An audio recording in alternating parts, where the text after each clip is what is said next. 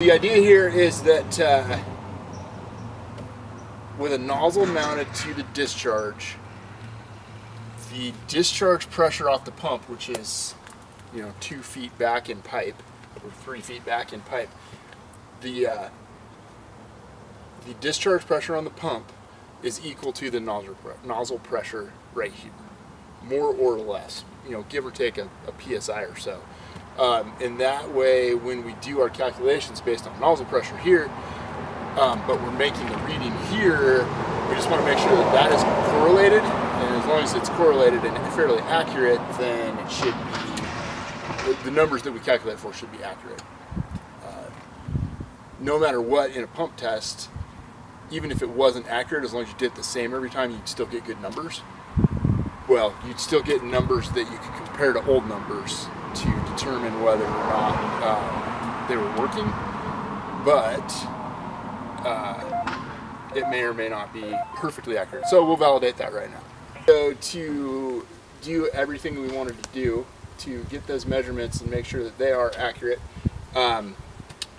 we will fire up the pump. We will flow water out of this.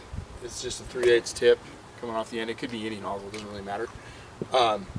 We'll flow water out of that, and this gauge here should be about the same as this gauge here, give or take a psi or two, but they should be about the same. So I'll fire up the engine.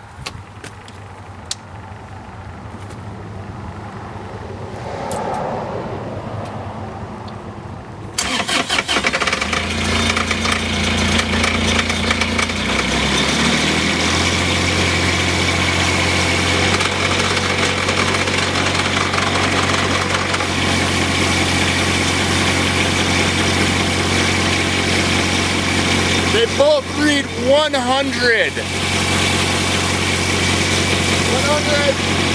100.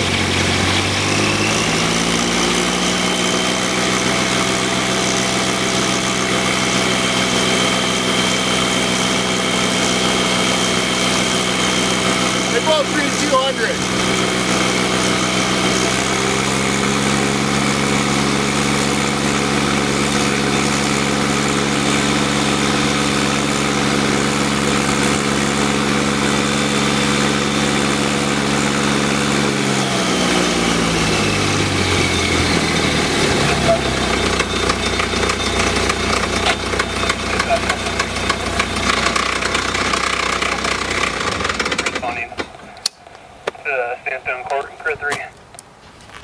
Okay, gauges work. They're calibrated.